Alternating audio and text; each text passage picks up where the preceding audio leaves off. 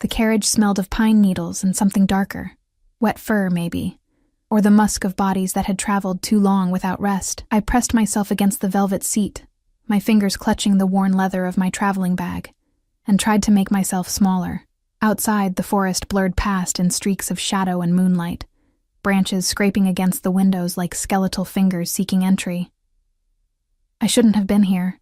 The thought circled my mind like a vulture, relentless and hungry. When I'd stumbled into the transport station 3 hours ago, desperate to escape the suffocating disappointment of my father's house, I hadn't bothered to check which carriage I was boarding.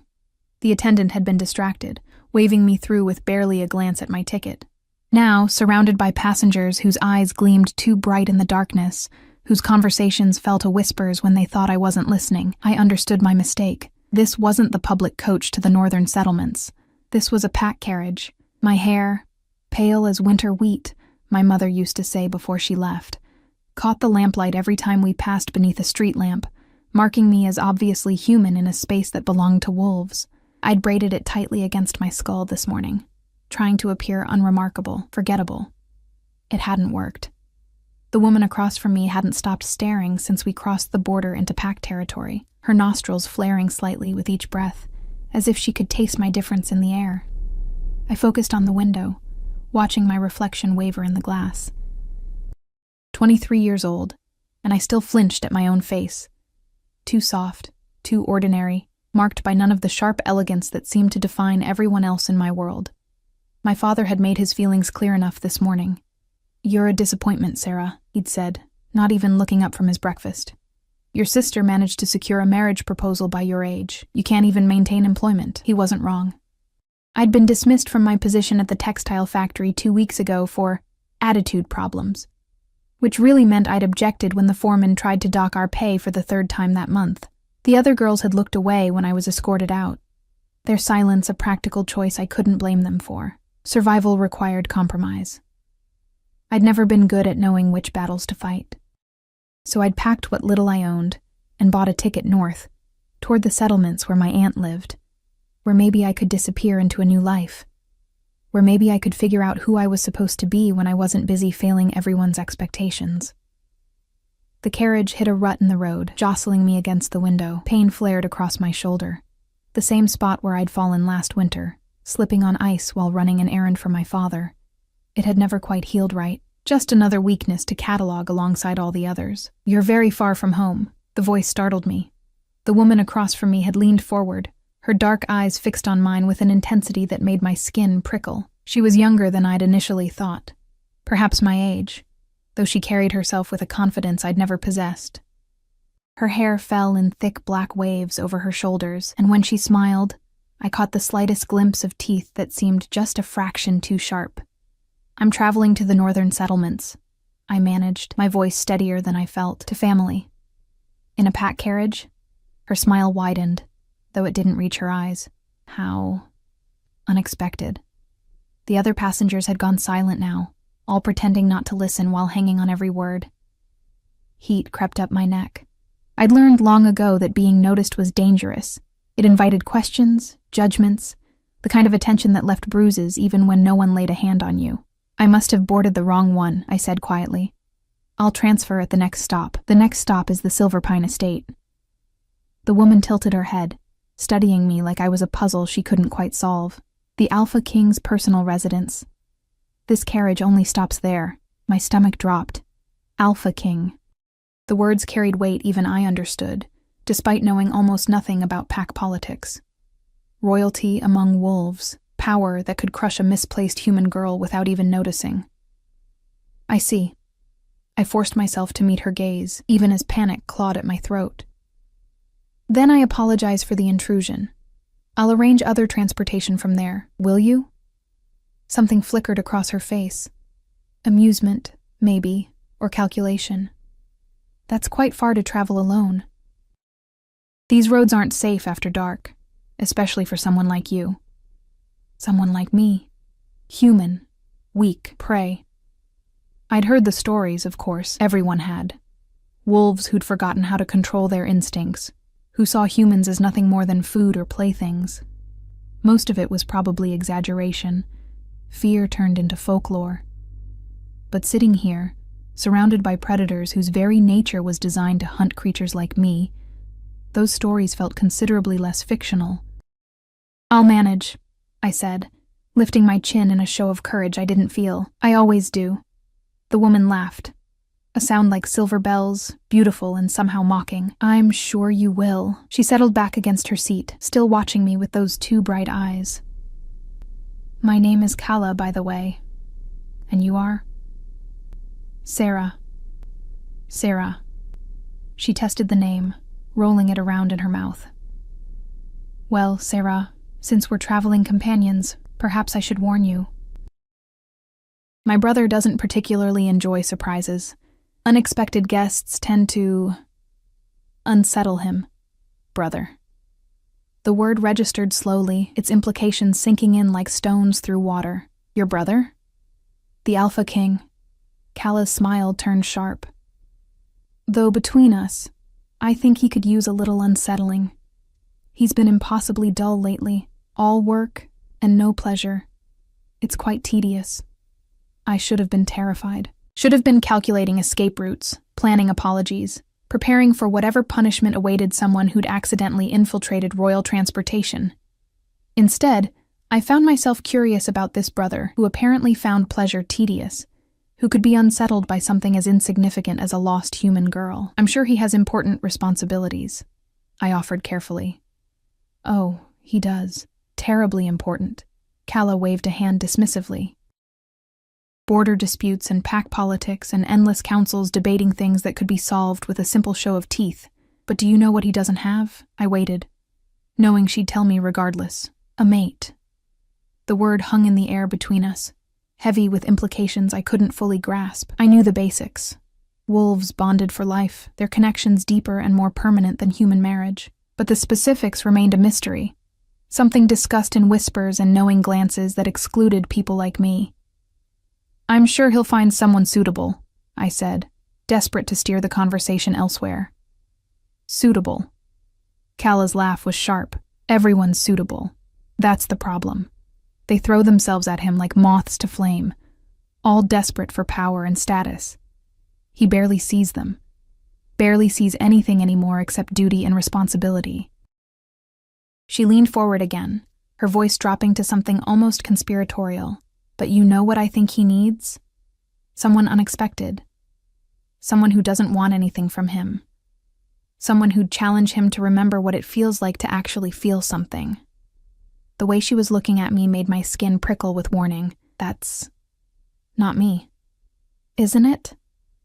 Kala's eyes gleamed. "You boarded the wrong carriage. You're traveling alone to an uncertain future. You met my gaze instead of looking away. You're either incredibly brave or incredibly foolish.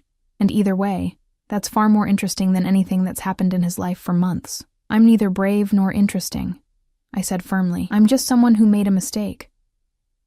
Mistakes can be wonderfully illuminating. She settled back again, looking pleased with herself. "Besides, we're almost there. You'll meet him soon enough, and then we'll see." I turned back to the window, my heart hammering against my ribs.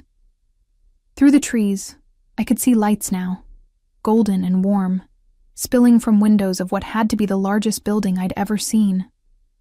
The Silver Pine estate rose from the forest like something from a dream, all stone towers and arched windows, ancient and impossibly elegant. And somewhere inside, an Alpha King who didn't enjoy surprises waited, unaware that his sister had decided to play matchmaker with a human girl who'd simply boarded the wrong carriage. The vehicle began to slow, wheels crunching over gravel. Other passengers gathered their belongings, their movements fluid and purposeful. I remained frozen, my bag clutched in white-knuckled hands, as we rolled to a stop before massive oak doors. "Come along, Sarah," Kala said brightly, rising to her feet. "Let's introduce you to my brother. I have a feeling this is going to be fascinating." The grand hall swallowed me whole. I'd never seen anything like it. Vaulted ceilings that disappeared into shadow, walls lined with tapestries depicting wolves running beneath full moons, and chandeliers dripping with crystals that caught the firelight and scattered it across the polished stone floor. Everything about this place whispered of old power, The kind that didn't need to announce itself because it had existed long before I was born and would continue long after I was gone.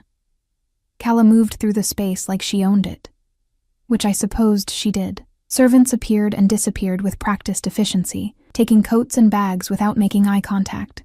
I stood awkwardly near the entrance, still clutching my worn leather bag, painfully aware of how out of place I looked. My traveling dress was clean, but faded, mended in places where the fabric had worn thin. Next to Calla's effortless elegance, I felt like a sparrow that had wandered into a palace of hawks. "Stop looking so terrified," Calla said over her shoulder, not slowing her pace. "You'll make everyone nervous." "I'm not terrified," I lied, hurrying to keep up with her long strides. "I'm simply aware of my circumstances, which are that I've accidentally intruded on royal property and should probably apologize and leave as quickly as possible." Calla laughed, the sound echoing off the stone walls. "Nonsense. You're here now. Might as well make the most of it. Besides, it's nearly midnight. The next transport won't arrive until morning. And I'm certainly not sending you out into the forest alone at night. My brother may be dull, but he'd have my head if I let harm come to a guest." Guest. The word felt too generous for what I actually was. A trespasser, an accident, a complication. But before I could argue, Calla pushed open a set of double doors and strode into what appeared to be a private study. The room was dimmer than the hall, lit only by a fire crackling in an enormous hearth and a few scattered lamps. Bookshelves lined every wall, crammed with volumes that looked ancient and well-used. The air smelled of wood smoke and old paper, with an underlying scent I couldn't quite identify, something wild and earthy that made the hair on my arms stand up. And there, behind a massive desk covered in maps and documents, sat a man who made every instinct I possessed scream danger. He didn't look up when we entered. His attention remained fixed on whatever he was reading, one hand absently running through dark hair that looked like it had been forgotten in favor of more important matters. Even sitting, I could tell he was tall, broad-shouldered in a way that spoke of strength rather than leisure. He wore simple clothes, a white shirt with the sleeves rolled to his elbows, dark trousers. But somehow they looked more elegant than anything I'd ever seen in my father's formal gatherings. "Calla." His voice was deeper than I'd expected, roughened by something that might have been exhaustion. "I thought you were staying in the Eastern Territories until next week." "Plans change." Calla dropped into a chair with casual grace. "I brought you a present." That made him look up. His eyes found mine immediately, and I forgot how to breathe. They were amber, the exact color of whiskey held up to lamplight, ringed with darker gold that seemed to glow in the firelight. And they were looking at me with an intensity that made me feel simultaneously visible and completely exposed, like he could see through all my carefully constructed defenses to the frightened girl beneath. "This," Calla said cheerfully, "is Sarah. She accidentally boarded our carriage instead of the public coach. I thought it would be rude to throw her out into the wilderness, so I brought her home." The silence that followed felt thick enough to choke on. The Alpha King, because this had to be him, no one else could command a room simply by existing in it, stood slowly, his gaze never leaving my face. He was even taller than I'd thought, and as he moved around the desk, I noticed the way he carried himself, controlled, deliberate, like a predator deciding whether something was worth the effort of hunting. "You boarded the wrong carriage." His tone gave nothing away. "Yes." My voice came out steadier than I felt. "I apologize for the intrusion. I'll leave at first light." "Will you?" It wasn't a question. He tilted his head slightly, studying me with an expression I couldn't read. "And where exactly were you planning to go that you couldn't tell the difference between a pack carriage and public transportation?" Heat crept up my neck. "The northern settlements. I wasn't paying attention. I trailed off, unwilling to explain the desperate circumstances that had driven me onto that carriage without thinking. "Running away," he finished for me. Something almost like understanding flickering across his features before disappearing behind that controlled mask. "Leaving," I corrected quietly. "There's a difference." "Is there?" Before I could answer, Calla stood and stretched, looking far too pleased with herself. "Well, this has been delightful, but I'm exhausted from traveling, Sarah. You'll stay in the East Wing tonight. Dorian, do try not to interrogate our guest too harshly. She's had a long day." "Dorian," I repeated before I could stop myself. The Alpha King's mouth twitched, the first sign of any expression beyond that careful neutrality. "My name. Since we're apparently hosting you, you should probably know it." Calla swept from the room, leaving me alone with a man whose very presence made the air feel heavier. I stood there, still clutching my bag, trying to figure out what I was supposed to do with my hands, my eyes, my entire awkward existence. "Sit." Dorian gestured to the chair Calla had vacated. "You look like you're about to collapse." I wanted to argue, to maintain some shred of dignity, but he wasn't wrong. The day had been impossibly long, and standing this close to him made my legs feel unreliable. I sank into the chair, setting my bag at my feet, and tried not to think about how small I probably looked in this massive room, in this enormous house, sitting across from someone who could probably break me without even trying. He returned to his desk but didn't sit. Instead, he leaned against it, arms crossed, still watching me with those unsettling eyes. "Why were you running away?" "I told you. I was leaving." "It's different. Explain the difference." I met his gaze, searching for some sign of mockery or judgment, but found only genuine curiosity. Something about that made me want to be honest, even though honesty had rarely served me well. "Running away implies you're escaping something specific," I said slowly. "Leaving is more like walking toward the possibility that somewhere else might feel less suffocating than where you've been." Dorian was quiet for a moment, his expression unreadable. Then, "That's a very careful distinction for someone who claims not to be running." "I'm very good at careful distinctions. It's one of my few talents." "What are the others?" The question surprised me. People didn't usually ask what I was good at. They were far more interested in cataloging my failures. "I can read faster than anyone I've ever met. I remember everything I've read, even if I don't want to. And I'm excellent at being invisible when I need to be. You're not doing very well at that last one tonight." Despite everything, I felt my mouth curve into something almost like a smile. Well, I wasn't trying to be invisible. I was trying to board a carriage and disappear into a new life. Clearly, I failed at that too, or succeeded at finding something you weren't looking for. He pushed off the desk, moving to the fire. The flames cast shifting shadows across his face, highlighting the sharp line of his jaw, the tension in his shoulders. My sister has a terrible habit of meddling. She thinks I need distraction. Understanding dawned slowly. She thought bringing home a stray human would distract you. Something like that. He stared into the flames, his profile sharp against the firelight. "Calla believes I've become too focused on duty, too controlled. She thinks it's making me forget how to actually live. Is she right?" The question escaped before I could think better of it.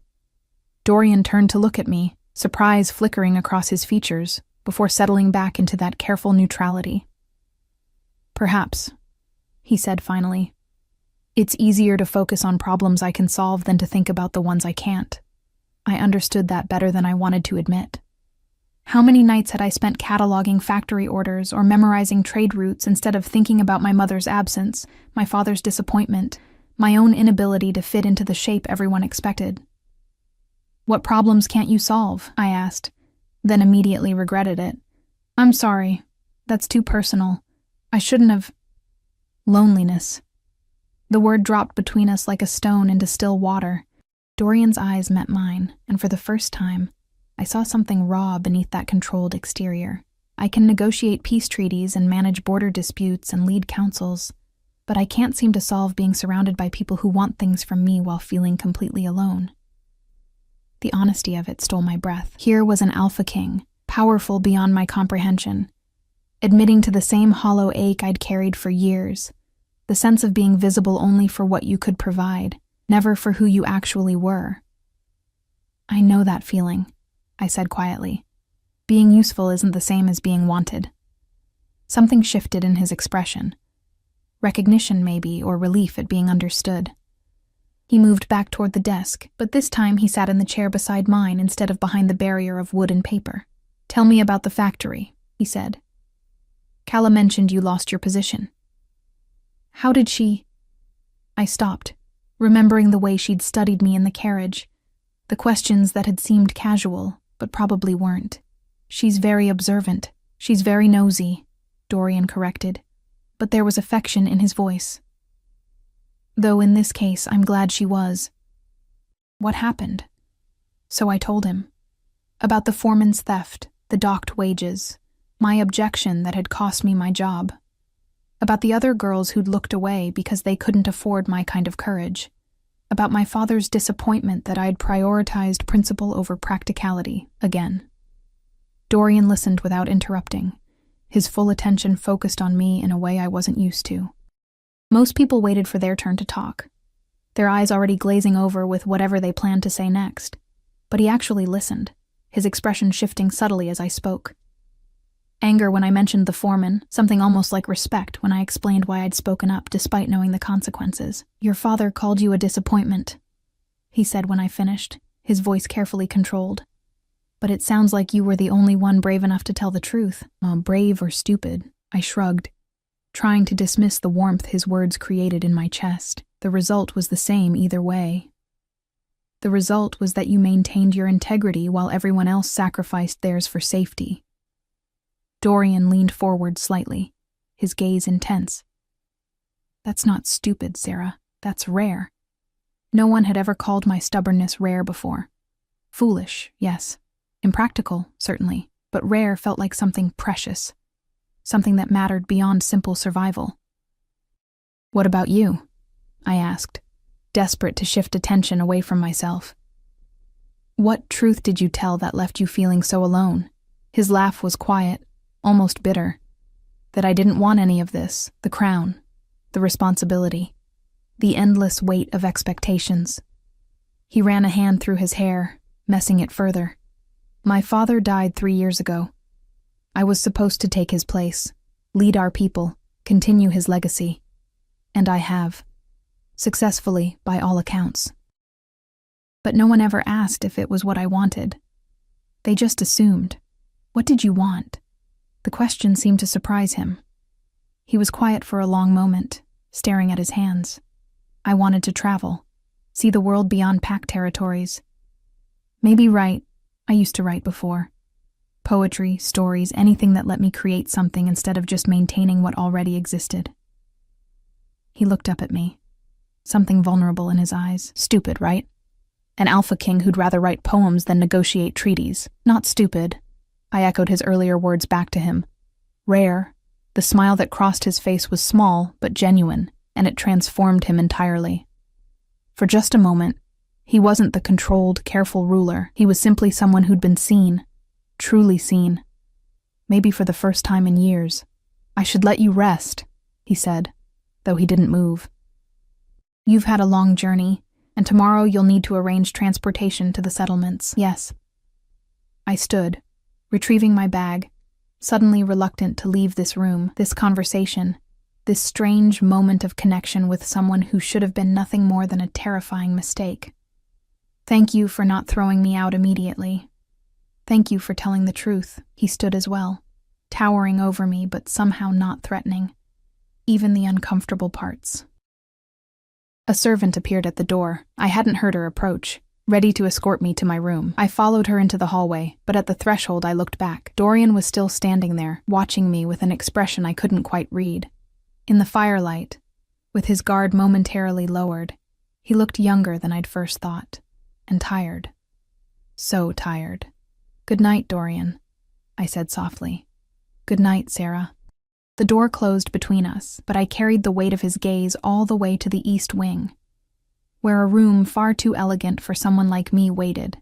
And as I finally collapsed into a bed softer than anything I'd ever known, I couldn't stop thinking about amber eyes and honest words, and the strange understanding that had passed between two lonely people who'd accidentally found each other in the darkness.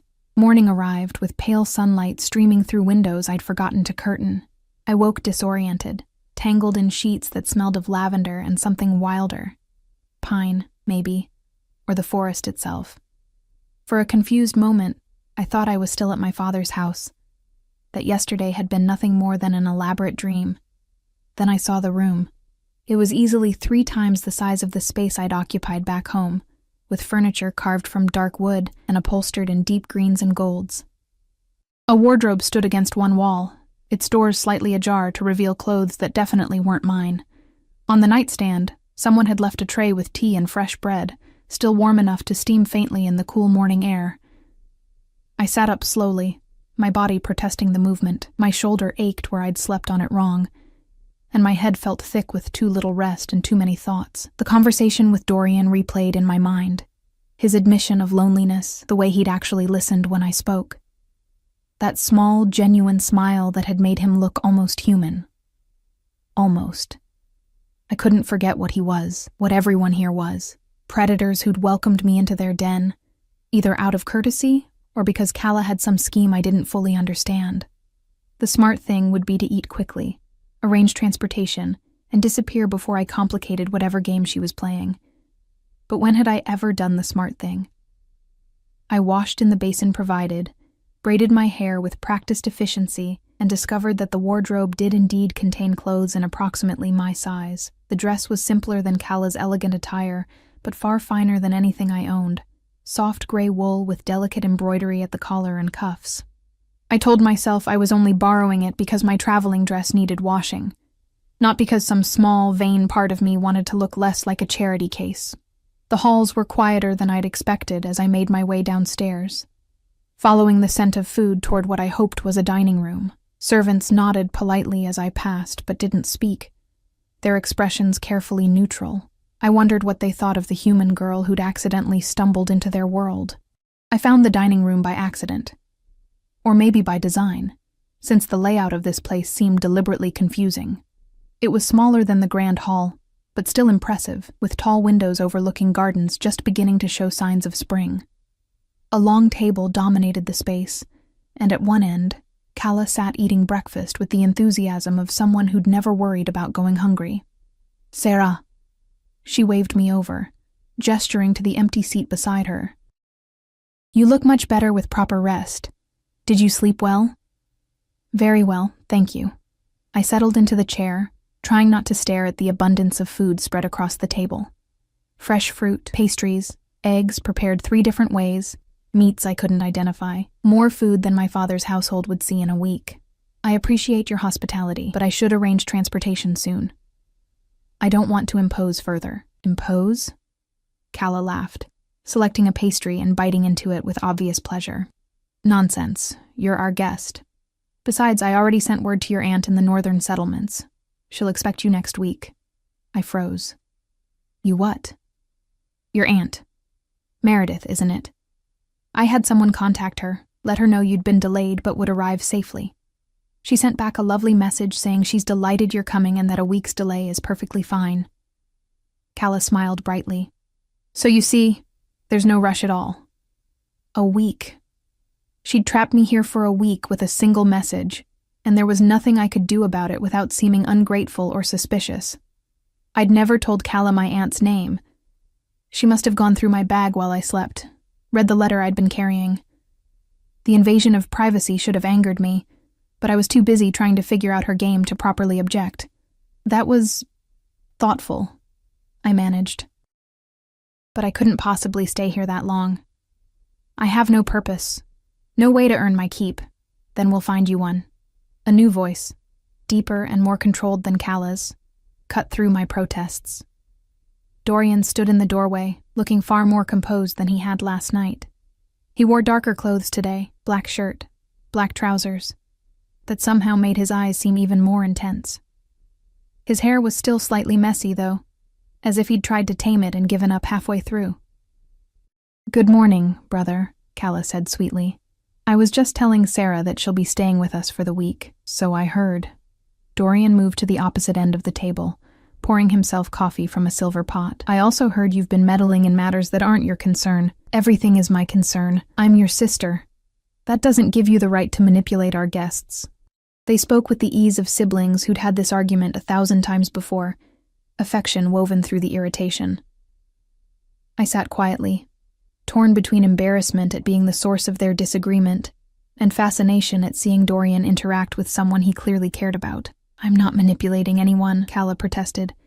I'm simply providing Sarah with options. She can leave today if she wants. Though honestly, what's waiting for her? A week of travel to reach an aunt she's never met, arriving exhausted and unprepared.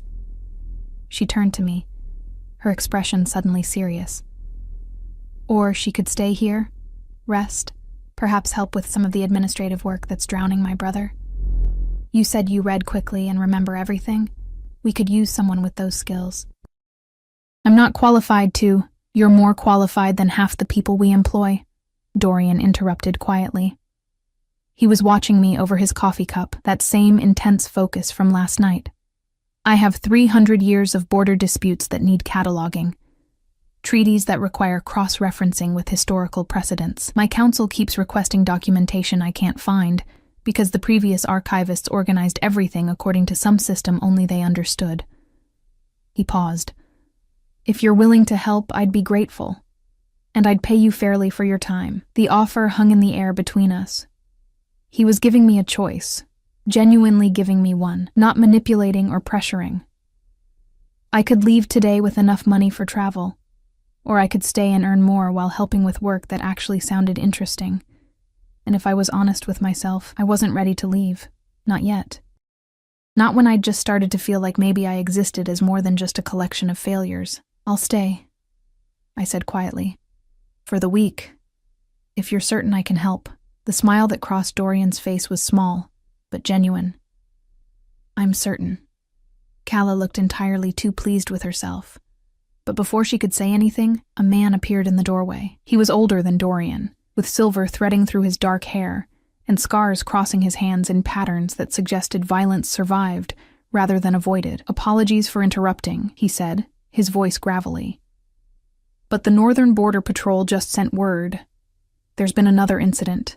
Dorian's expression shuddered immediately. That careful control slamming back into place. What kind of incident? 3 pack members missing. Same area as last month. No signs of struggle. No scent trails. Just gone. The temperature in the room seemed to drop. Calla's playful demeanor vanished, replaced by something sharp and focused. That's 7 in 2 months. 8. The scarred man corrected. Another went missing 2 days ago, but the report just reached us. Dorian set down his coffee cup with careful precision, as if he was focusing very hard on not slamming it against the table. Assemble the council. I want representatives from every northern pack in the meeting hall by midday. He turned to the scarred man. Connor, take your best trackers and investigate the sites again. There has to be something we're missing. Connor nodded and disappeared. Dorian stood, already moving toward the door, his breakfast forgotten, but he paused at the threshold, looking back at me. I'm sorry, he said. I wanted to show you the archives myself, but this can't wait. I understand. And I did. Whatever was happening at the border, it was clearly serious. People were missing. His people. Calla can show you to the library. Make yourself comfortable. Familiarize yourself with the space. We'll begin properly tomorrow if... He trailed off. If you still want to stay. Calla finished for him. After seeing how chaotic things actually are here. I met Dorian's gaze across the room. I'll stay. Something flickered in his expression. Relief, maybe, or gratitude. Then he was gone. His footsteps echoing down the hall with purposeful urgency. Calla stood, brushing crumbs from her dress. Well, that's going to consume him for the rest of the day. Probably the night, too. He'll forget to eat, forget to sleep. Just pace and plan until he's half dead with exhaustion. She sighed. Come on. I'll show you the library, and then I have some people I need to terrorize. The library turned out to be less a room and more a cathedral dedicated to knowledge. 3 stories tall, with spiral staircases connecting the levels and windows that filled the space with golden light. Books everywhere, crammed onto shelves, stacked on tables, piled in corners waiting to be filed. The scent of old paper and leather bindings wrapped around me like a familiar embrace. It's a disaster, Calla said cheerfully. Father collected obsessively, but never organized anything. Dorian's tried to bring order to it, but he's always too busy with actual ruling to make much progress. She gestured broadly at the chaos. So, have fun. She left me there, alone among thousands of volumes that represented centuries of accumulated knowledge. I should have felt overwhelmed. Instead, I felt something close to joy. I'd always loved libraries, the quiet of them, the way knowledge sat patient and waiting for someone to discover it. Growing up, I'd spent every spare moment in the small public library near my father's house, losing myself in stories and histories until the attendants forced me to leave at closing. This was different. This was endless. I spent the morning exploring, running my fingers along spines, pulling down volumes at random to examine their contents.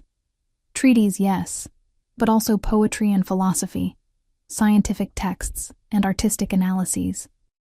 Someone, Dorian's father presumably, had been interested in everything, and that curiosity had filled this space with treasures.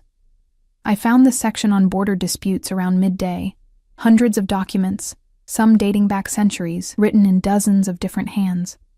No discernible organization, just chaos waiting for someone patient enough to impose order.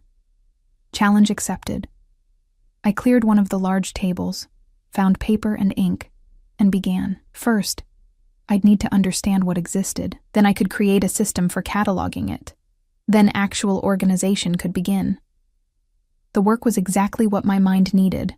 Complex enough to be engaging, structured enough to be soothing. Hours passed without my noticing. The light shifted from gold to amber. As afternoon faded toward evening, my hand cramped from writing, my back ached from hunching over documents, and I'd never been happier. "You're still here." I looked up to find Dorian standing in the doorway, looking exhausted. His shirt was rumpled, his hair thoroughly messed now, and there were shadows under his eyes that suggested the day had been even longer than Calla predicted. I got absorbed, I admitted, gesturing at the organized chaos I'd created. "I've cataloged about a third of the border dispute documents. There's a pattern to them. Most conflicts happen in spring and fall, during migration periods. And there are 3 major families whose names appear repeatedly across centuries, always on opposite sides of every argument." Dorian moved into the room slowly, studying my work. "You did all this in one day? I told you I read quickly." I stood, stretching muscles that protested being still for so long. "How was the council meeting?" His expression darkened. "Frustrating. Everyone has theories. No one has answers. The missing pack members have nothing in common. Different ages, different ranks, different territories. No pattern we can identify." He sank into one of the chairs, rubbing his eyes. "I'm missing something obvious. I know I am." Without thinking, I moved to stand beside him. "Tell me about it. Sometimes explaining to someone else helps clarify your own thoughts." So he did. He laid out everything. The timeline of disappearances, the lack of evidence, the growing fear among the northern packs. His people were starting to question his leadership, wondering why their Alpha King couldn't protect them from this invisible threat. I listened the way he'd listened to me last night, focusing entirely on his words, watching the way frustration and exhaustion warred across his features. And as he spoke, something occurred to me. "What if it's not about who's being taken?" I said slowly. "But where they're being taken from." Dorian looked up at me. "What do you mean?" "You said there's no pattern in the victims. But is there a pattern in the locations? Are the disappearances clustered geographically?" He was quiet for a moment, thinking. "Then, they're all along the northeastern border, within about 50 miles of each other. And what's in that area? Resources, strategic positions, anything valuable?"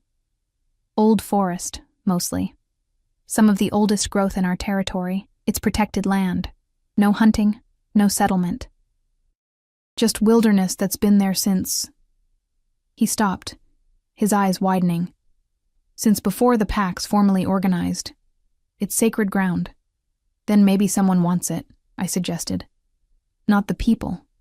The land itself." Dorian stood abruptly, energy returning to his exhausted frame. "That would explain why there's no pattern in victims. They're not the target. They're just in the way."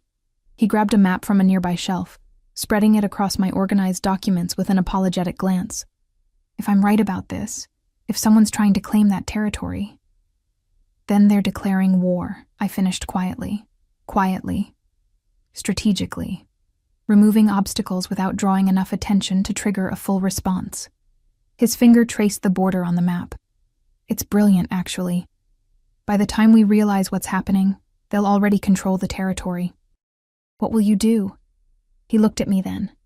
Really looked at me. And I saw something fierce and protective burning behind those amber eyes. Stop them. Protect my people. Whatever it takes. The conviction in his voice sent shivers down my spine. Not fear exactly, but recognition of the kind of strength I'd never possessed, the ability to stand between danger and the people you cared about. Even when you were exhausted and overwhelmed and probably terrified. You're not alone in this, I said quietly. You have your council, your sister, your people. Let them help carry the weight. I know.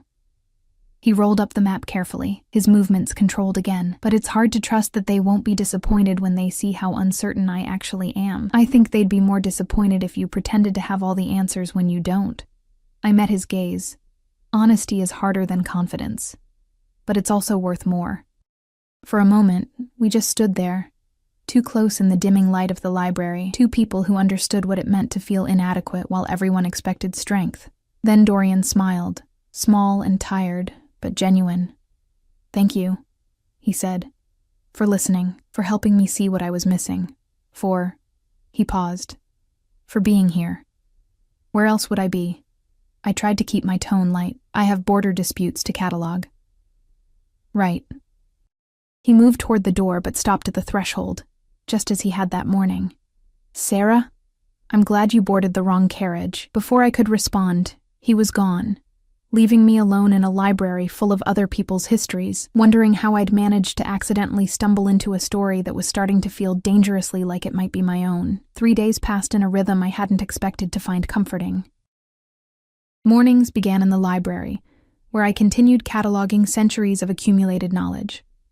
The work was meticulous and demanding, requiring the kind of focus that left no room for anxiety or self-doubt. I created systems, cross-referenced documents, built indexes that would allow Dorian's counsel to find precedents and patterns buried in the chaos. It was the first time in my life that my peculiar skills felt genuinely valuable, rather than simply tolerated. Afternoons varied. Sometimes Calla would sweep in and drag me away for walks through the gardens, where she'd talk about pack politics with the casual ruthlessness of someone who understood power intimately. Other times, Connor would appear with questions about historical border agreements, treating me with the same professional courtesy he showed Dorian's other advisors. And occasionally, Dorian himself would arrive, ostensibly to check my progress, but really, I suspected, because the library offered him refuge from the constant demands of leadership. Those were my favorite moments. We'd fallen into an easy conversation, Dorian and I. He'd ask about what I'd discovered in the documents, and I'd explain patterns I'd noticed, how certain families cycled through alliance and betrayal across generations, how territorial disputes often masked deeper conflicts over resources or pride. Then he'd share his own observations about current politics, drawing connections between past and present that helped him navigate the increasingly complicated situation at the northeastern border. But we also talked about other things. Books we'd read, places we wanted to see, the strange isolation of being surrounded by people who expected you to be something you weren't sure how to become. Those conversations felt dangerous in ways I couldn't articulate. Too honest, too intimate, building toward something I couldn't afford to want, because I was leaving in 4 days. Back to the plan, back to my aunt's house in the settlements, back to building a life that didn't include libraries or amber eyes or the peculiar warmth of being truly seen. It was better not to think about it. On the 4th morning, I arrived at the library to find Dorian already there, pacing in front of the windows with the restless energy of someone who'd been up all night. He looked terrible. Shadows under his eyes, tension radiating from every line of his body, his usual control fraying at the edges. What happened? I asked, setting down the tea I'd brought from breakfast. Another disappearance. His voice was rough. Last night, Connor's daughter. The words hit like a physical blow. I'd met Connor's daughter briefly, Ivy, 17 years old, bright and curious, and full of that fearless energy young people possessed before the world taught them caution. She'd been helping in the archives 2 days ago, asking questions about preservation techniques, and making Dorian laugh with her irreverent commentary on ancient treaty language. Oh gods, I breathed. Connor is organizing a search party. Dorian stopped pacing, gripping the back of a chair with white-knuckled hands. But we both know they won't find anything, not unless we figure out what's actually happening. I moved to the table where I'd been organizing border documents, my mind already racing. You said the disappearances are clustered geographically. Have you mapped the exact locations? Connor has, but there's no pattern we can show me. He pulled out the map, now marked with red points indicating each disappearance. I studied it, looking for connections my human eyes might catch that predator instincts missed. The points did seem random at first glance, scattered across 50 miles of northeastern territory without obvious logic. But then I noticed something. Do you have a topographical map? I asked. Something that shows elevation, water sources, natural landmarks? Dorian moved to the shelves, returning with a larger, more detailed map. I laid it beside the first, comparing the marked locations to the terrain features, and there it was. So obvious I couldn't believe no one had seen it before. They're not random, I said quietly. Look. Every single disappearance happened near a water source. Rivers, streams, springs, and they form a perimeter. Dorian leaned over my shoulder, close enough that I could feel the heat radiating from his body. A perimeter around what? I traced the invisible boundary with my finger. This area here. About 20 square miles of old-growth forest. No settlements, no development. You said it was sacred ground? The heart of the old territory, where the first packs gathered centuries ago. His breath caught. There are ruins there. Ancient stone structures no one's been able to date. We've always protected it, but we've never fully explored it. The elders say it's forbidden, that some boundaries shouldn't be crossed. What if someone's crossing them anyway? I looked up at him, finding his face inches from mine. What if they're taking people to use as leverage or bargaining chips or fuel? Dorian finished, his expression going cold. Some old magic requires sacrifice. Blood and life given willingly or taken by force. The implications settled over us like frost. Someone was using pack members to power magic in the heart of sacred territory, and they'd been doing it quietly enough that by the time anyone noticed the pattern, they'd already accumulated enough power to be dangerous. You need to tell the council, I said. I need proof. He straightened, moving back to his pacing. If I accuse someone of using forbidden magic without evidence, it'll cause panic. Division. Exactly what we can't afford right now. Then we find proof. The words escaped before I could think better of them.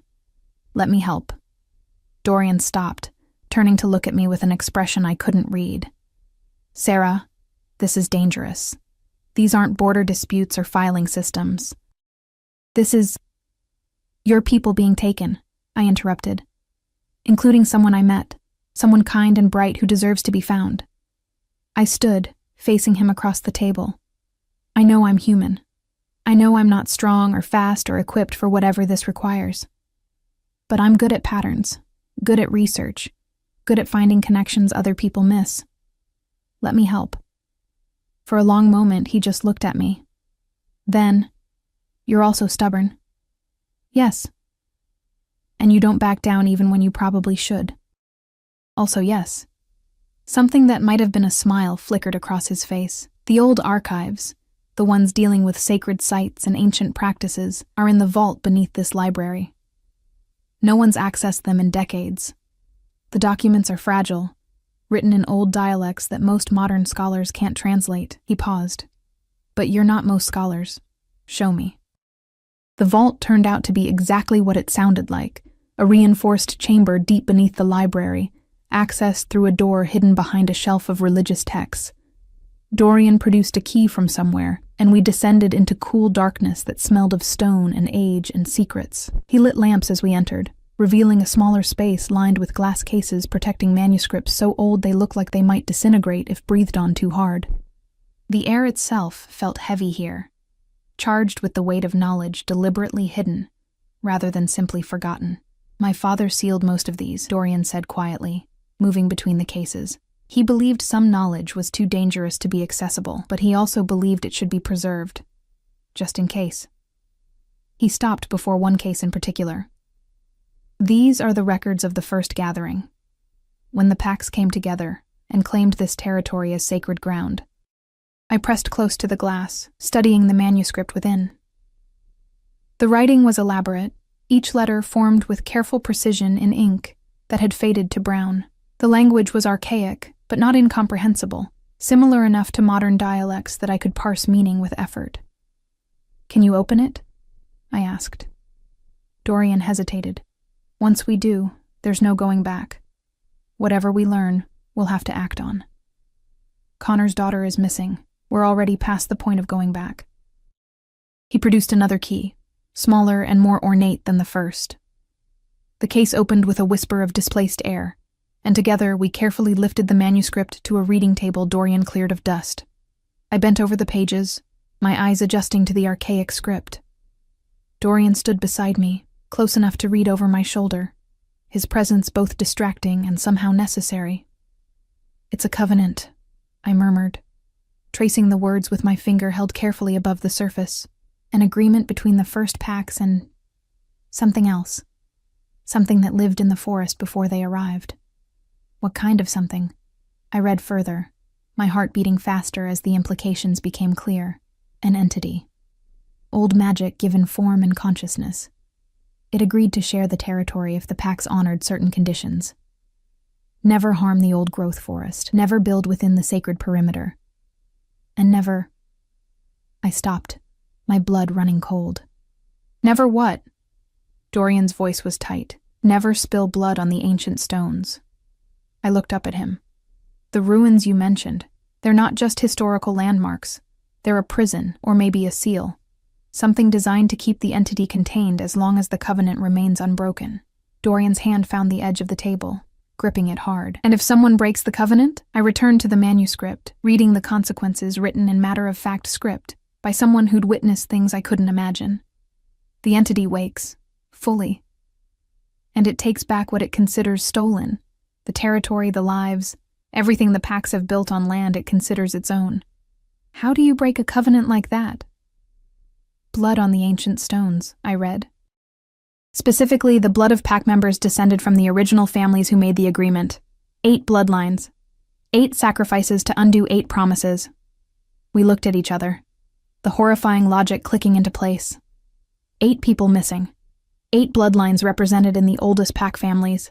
Someone was systematically breaking the covenant, 1 sacrifice at a time. "Ivy," Dorian said hoarsely. "Connor's family is one of the original 8. "Then she's still alive," I said quickly. "Whoever's doing this needs the ritual to be completed properly.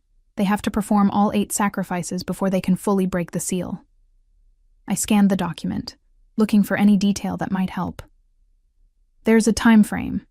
The sacrifices have to happen during a specific lunar cycle, new moon to full moon." Dorian pulled out a small calendar he kept in his pocket, the kind leaders carried to track meetings and obligations. His face went pale. "The full moon is in 3 days. 3 days to find 8 captives, stop whoever was orchestrating this, and prevent an ancient entity from waking and destroying everything Dorian's people had built. 3 days before the consequences of broken promises came due." "We need to search the ruins," I said. "Tonight. Before they can complete the ritual." "We?" Dorian shook his head. "Sarah, I can't ask you to." "You're not asking. I'm offering." I met his gaze steadily. I found the pattern. I translated the covenant. "I'm the only one who can read these documents and understand what we're dealing with. You need me. I need you safe," he said quietly, and the raw honesty in his voice made my breath catch. "If something happened to you because I brought you into this, then it would be my choice." I reached out without thinking, my hand finding his where it still gripped the table. His skin was warm beneath my fingers, steady despite the tremor I could see in his shoulders. "You carry too much alone, Dorian. Let someone help. Let me help." For a moment, neither of us moved. The vault felt suddenly smaller, the air charged with something that had nothing to do with ancient magic. Dorian's eyes searched my face, looking for doubt or fear, but I kept my expression open, honest, letting him see that I meant it. "You're impossibly brave for someone who claims to be good at being invisible," he finally said, his voice rough. Maybe I'm tired of being invisible. The admission escaped before I could stop it. Maybe I want to matter, just once, for something more than my ability to catalog other people's achievements. You matter, Dorian said, and the conviction in his words wrapped around me like warmth. You've mattered since the moment you looked me in the eye and told me the difference between running away and leaving. Since you listened when I admitted I was lonely and didn't offer false comfort or easy solutions. Since you saw these documents and made connections no one else could. His hand turned beneath mine, fingers interlacing.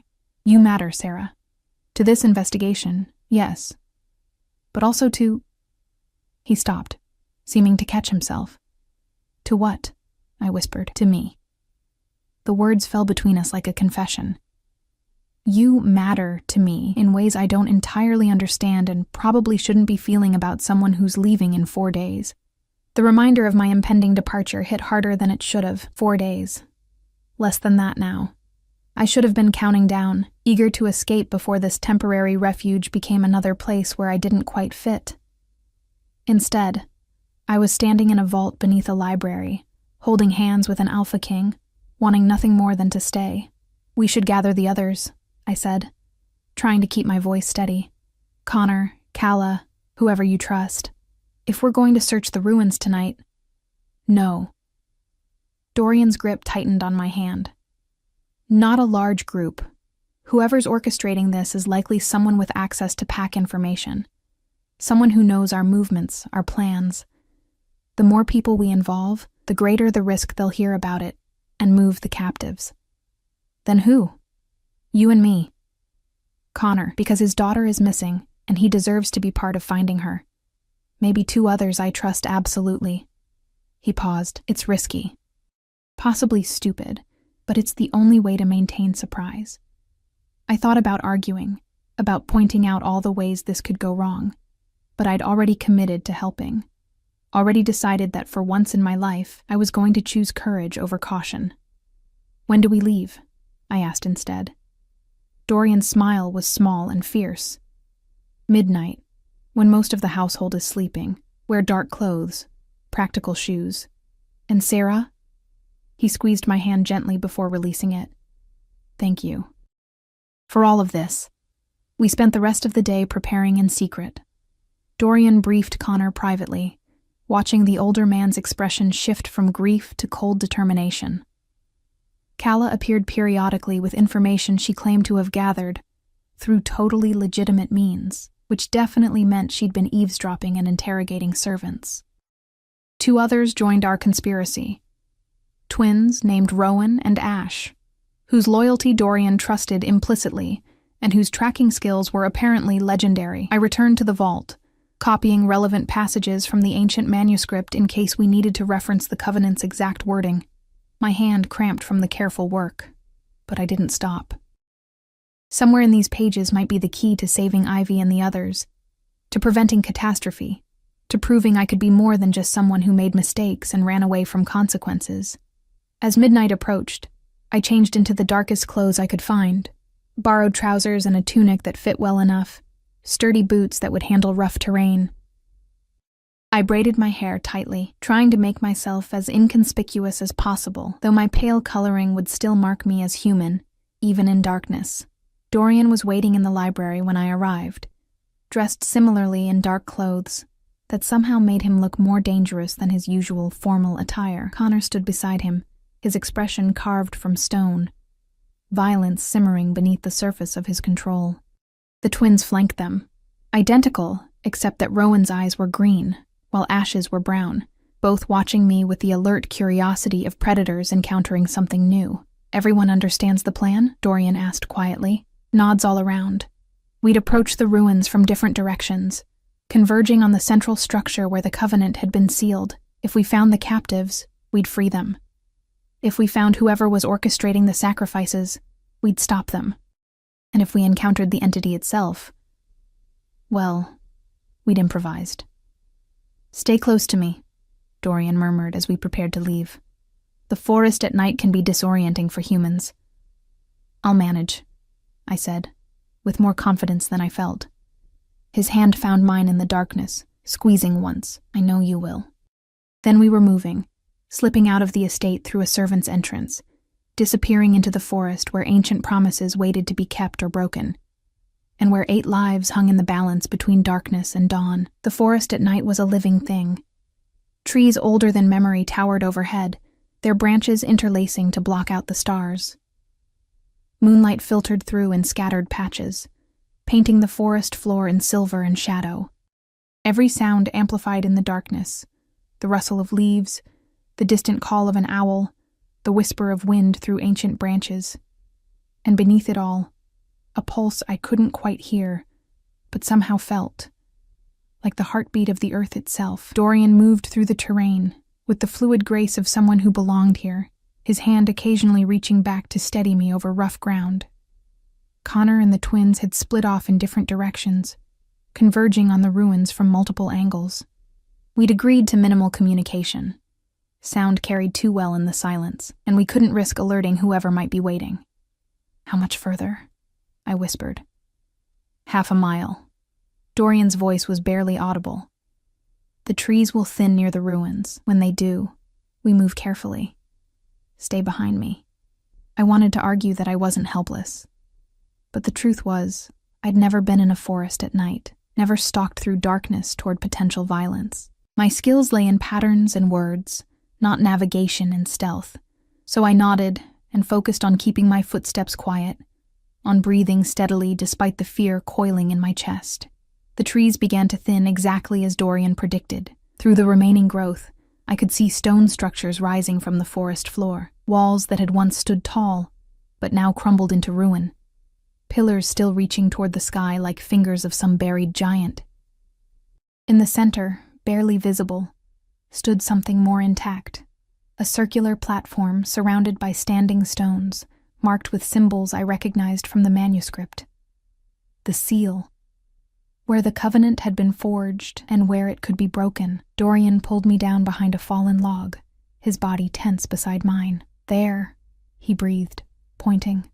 At first I saw nothing, then movement caught my eye, figures near the central platform, maybe 8 or 9 of them, moving with purpose. And bound to the standing stones, barely conscious, were the missing pack members. I could just make out Ivy among them, her head hanging forward, blood staining her shirt. 7 stones occupied, 7 sacrifices already completed. 1 remained empty. "We're almost too late," I whispered. But not yet. Dorian's hand found mine, squeezing hard. "Connor will move on my signal. The twins will cut off escape routes. We need to free the captives and stop whoever's leading this before they can complete the 8th sacrifice." "Who is leading it?" As if in answer, a new figure emerged from behind the platform. Even in the darkness, I recognized the confident stride, the elegant bearing.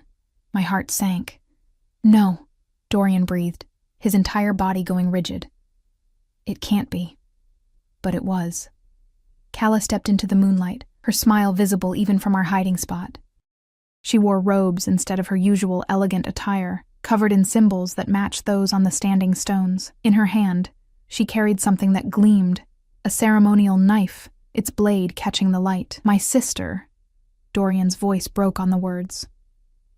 "My own sister." The betrayal in his tone cut deeper than any blade.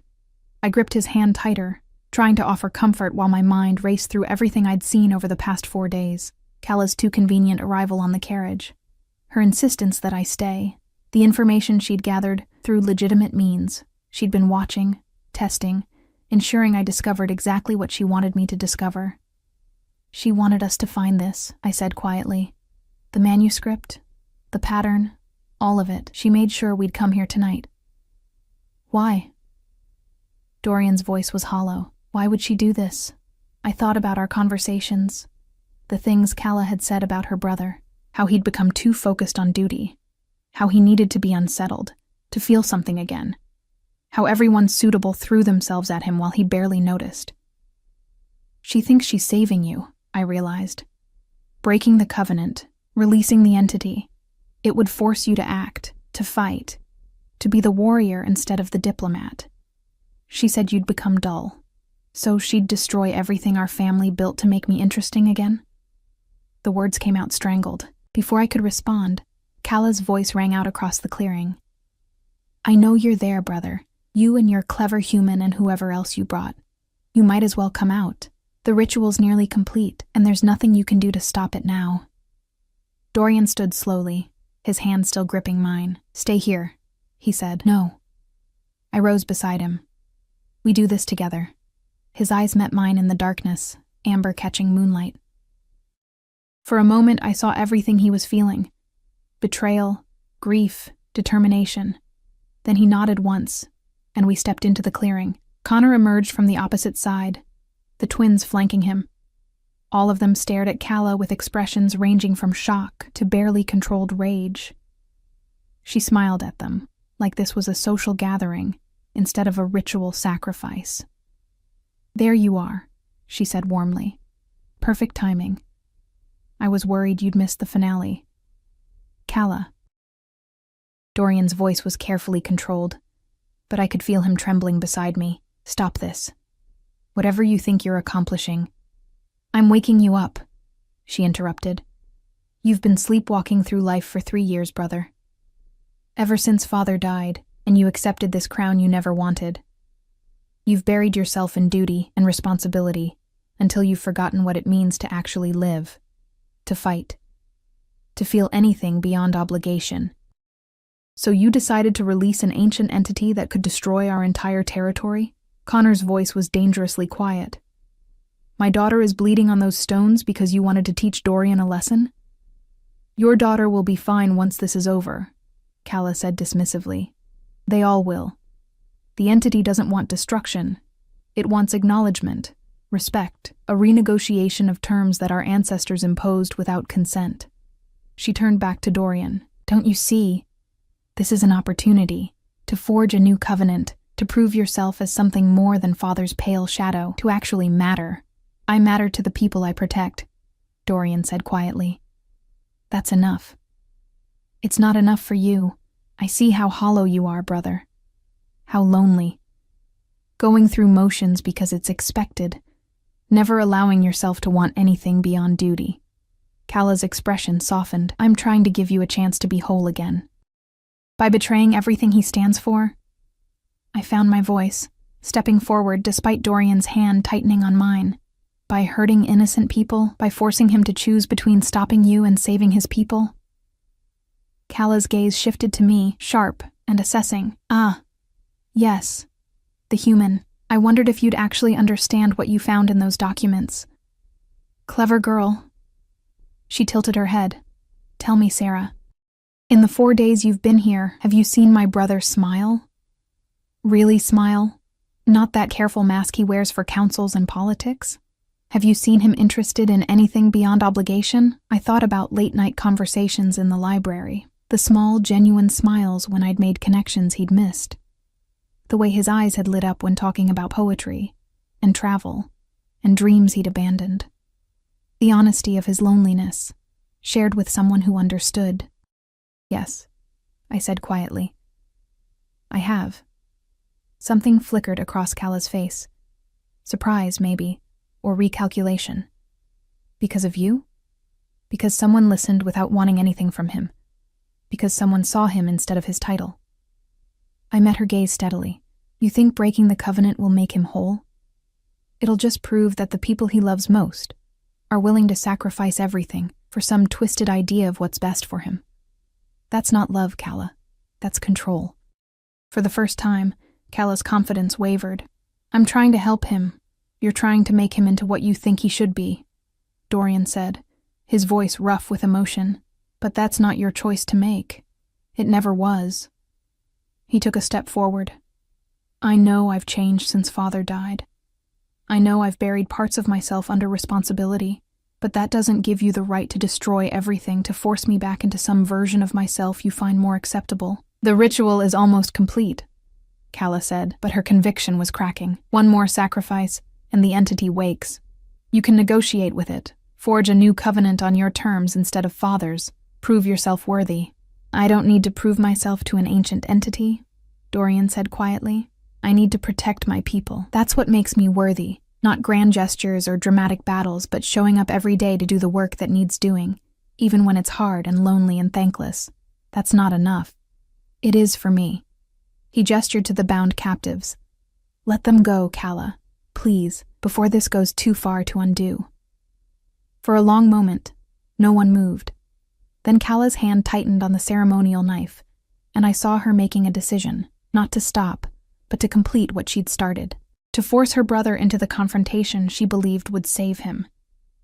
She turned toward the 8th stone, toward the space where one final sacrifice would break the seal.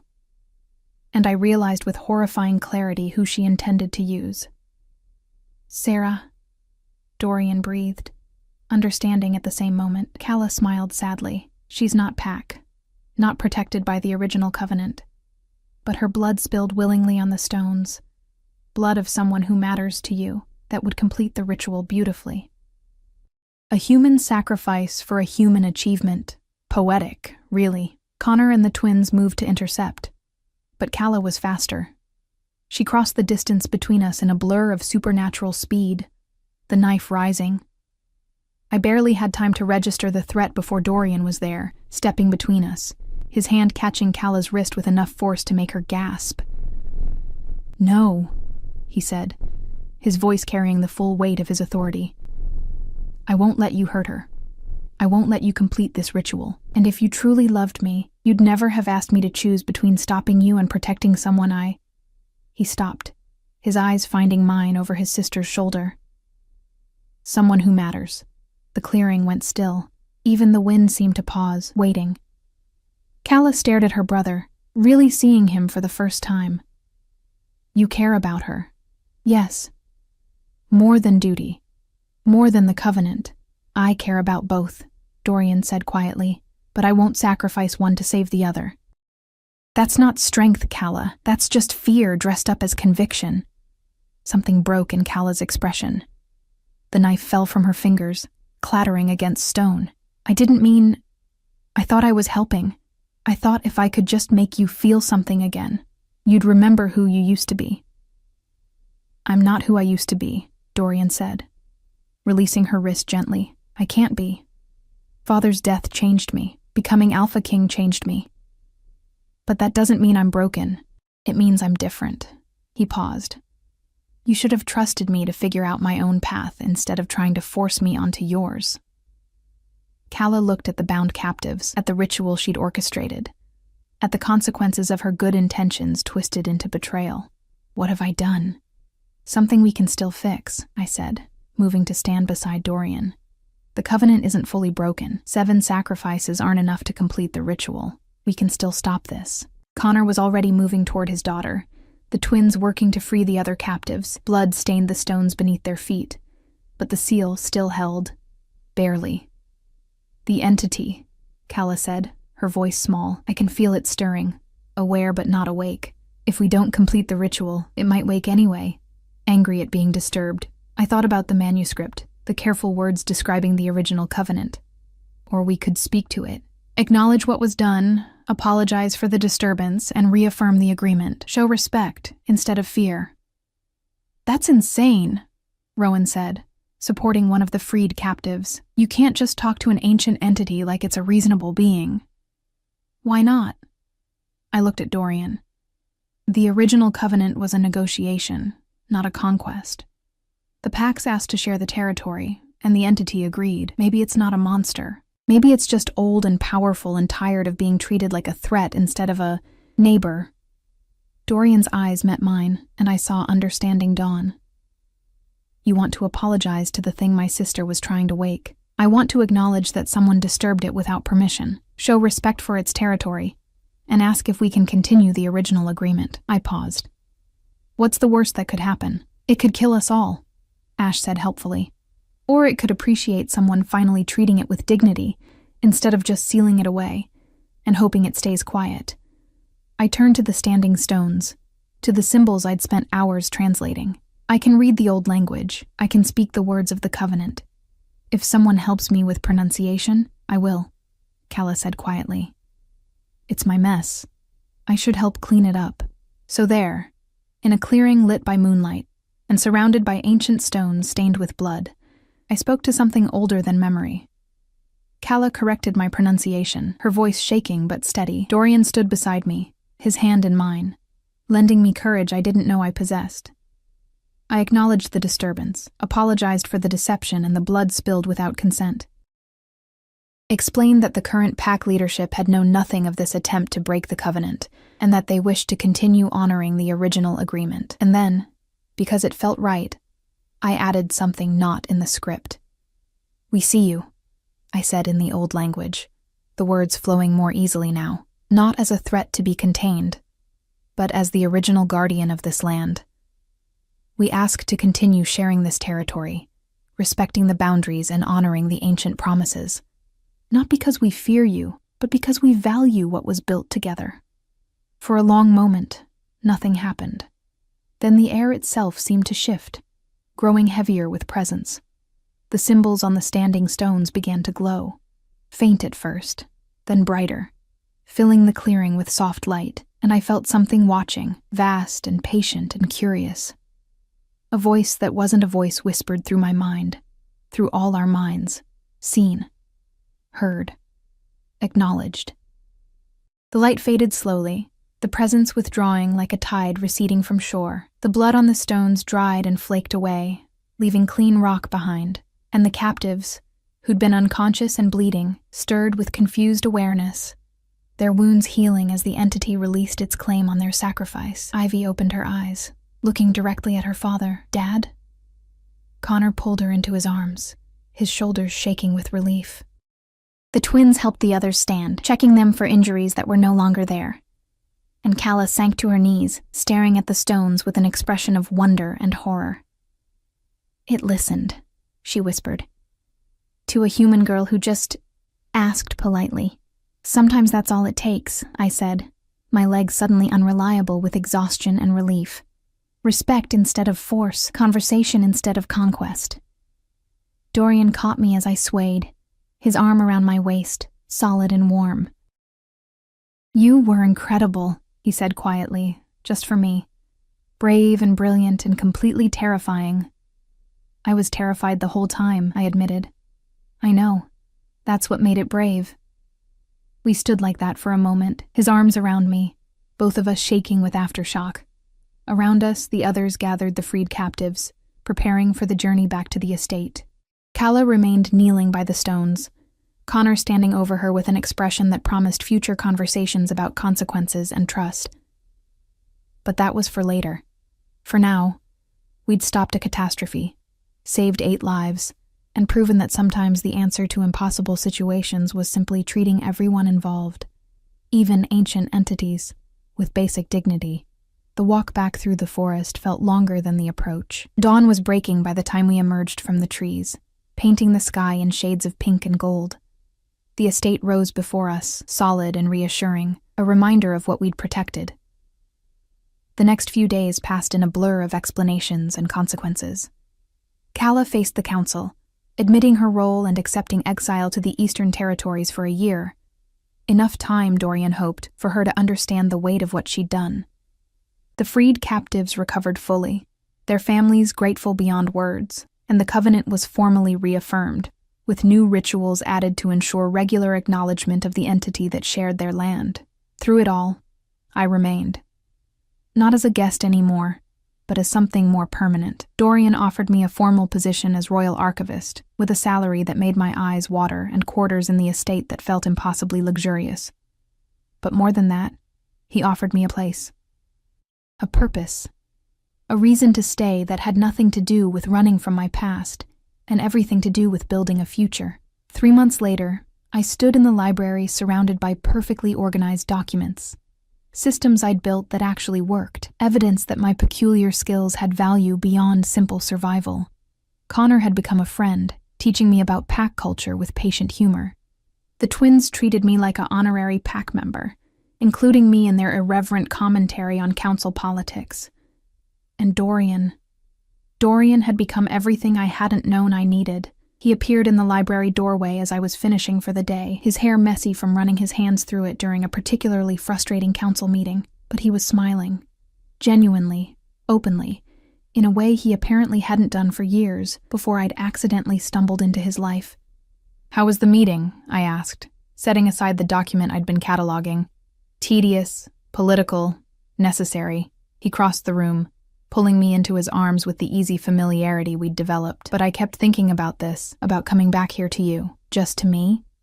Not to your perfectly organized archives?